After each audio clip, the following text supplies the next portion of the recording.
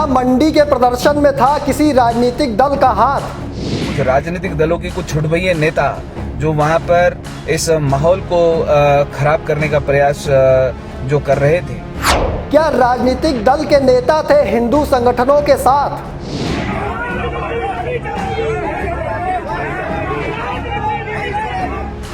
रोमित सिंह ठाकुर किस राजनीतिक दल की कह रहे बात? किसी भी प्रकार का कोई तूल देंगे तो उस चीज का भारी खमियाजा वो आपको भी और आपके राजनीतिक दल को भी बड़े बुरी तरीके से भुगतना पड़ेगा। क्या रोमित सिंह ठाकुर के साथ मंडी में हुआ था कोई विवाद? नमस्कार दोस्तों, आप देख रहे हैं समाचार फर्स्ट टू द पॉइंट और मैं हूं आपके साथ बालकृष्ण। मंडी में मस्जिद के अवैध निर्माण के खिलाफ हुए विरोध प्रदर्शन में क्या देवभूमि क्षत्रिय संगठन के प्रमुख रोमित सिंह ठाकुर का विरोध किया गया था? क्या रोमित सिंह ठाकुर के प्रदर्शन में शामिल होने से स्थानीय प्रदर्शनकारी भड़क गए थे? और सबसे बड़ा सवाल, क्या इस प्रदर्शन में किसी राजनीतिक दल के नेता भी शामिल थे? ये तमाम सवाल इसलिए क्योंकि मंडी में हुए प्रदर्शन के बीच से एक वीडियो सामने आया है जिसमें साफ तौर पर देखा जा रहा है कि रोमित सिंह ठाकुर लोगों से शांति की अपील कर रहे हैं और उनके पीछे पुलिस प्रशासन भी खड़ा है। लेकिन थोड़ी ही देर में रोमित सिंह ठाकुर को सामने खड़े कुछ लोग बोलने से रोकने की कोशिश करते हैं और नारेबाजी भी शुरू कर देते हैं।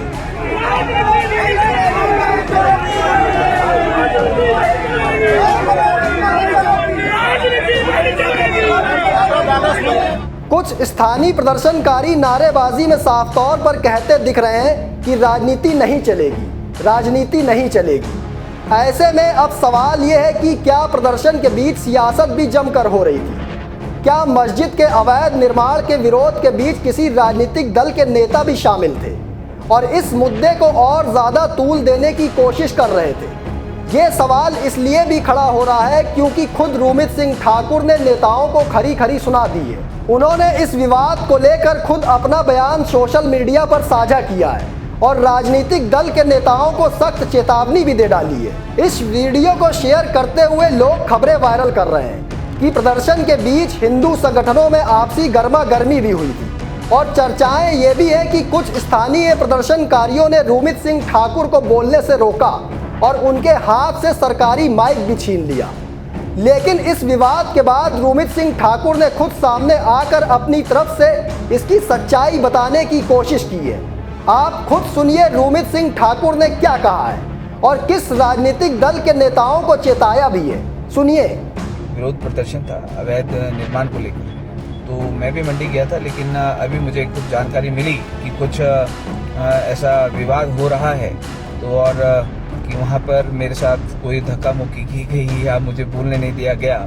तो सबसे बड़ी बात यह है कि वहाँ पर डीसी महोदय वहाँ पर उपस्थित थे और ना माइक मेरा था ना कुछ मेरा था। तो वहाँ पर ये चर्चा हुई कि हम सभी लोग उस माहौल को हम लोग शांत करें और उसके लिए अपनी बात को रखें। तो वो बात रखने का प्रयास किया गया, लेकिन जिस प्रकार से वहाँ कुछ राजनीतिक दलों के कुछ छुटभइये नेता जो वहाँ पर इस माहौल को खराब करने का प्रयास जो कर रहे थे, तो उन लोगों को भी मैं ये कहना चाहता हूँ कि ये जो सनातन धर्म है या सनातन धर्म की जो लड़ाई है, ये किसी राजनीतिक पार्टी का ये मुद्दा नहीं है। ये इस हिमाचल प्रदेश में रहने वाले समस्त सनातन समाज का मुद्दा है। लेकिन जिस प्रकार से अगर ये कहा जाए कि हाँ जी रोमित सिंह ठाकुर को बोलने नहीं दिया गया, तो ये छुटभइये नेता किसी भी हिमाचल प्रदेश के किसी भी स्थान पर रोमित सिंह ठाकुर को बोलने से नहीं रोक सकते और ना ये तय करेंगे कहीं पर कि हाँ जी रोमित सिंह ठाकुर ने कहाँ बोलना है और कहाँ पर नहीं बोलना है, ठीक है। लेकिन हम जरूर ये तय कर सकते हैं कि कहाँ पर इन लोगों ने खड़े होना है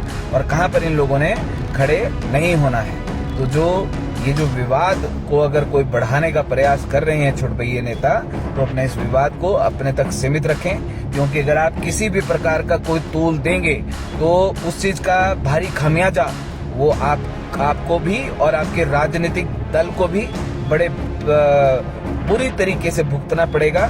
तो उसके बाद अगर आप कान भी पकड़ेंगे तो माफी नहीं मिलेगी, चाबुक चलेगा। इस सारे विवाद को लेकर कहा जा रहा है कि पुलिस प्रशासन उस वक्त प्रदर्शनकारियों को शांत करवा रहा था और संगठनों के पदाधिकारियों से भी शांति की अपील करने की बात कह रहा था।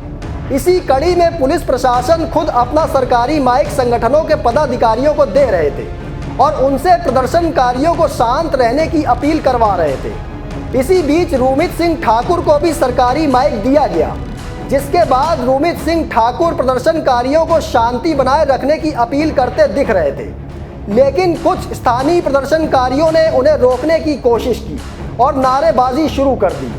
हालांकि इस वीडियो के पीछे की असल सच्चाई क्या है और असल विवाद क्या था, इसकी पुष्टि तो हम नहीं करते हैं, लेकिन जिस प्रकार की खबरें हैं वो हम आपके सामने लाने की कोशिश जरूर कर रहे हैं। दोस्तों, फिलहाल मुझे दीजिए इजाज़त, फिर मिलेंगे एक और स्पेशल रिपोर्ट लेकर, लेकिन कमेंट बॉक्स में आप अपनी राय देना ना भूलिएगा।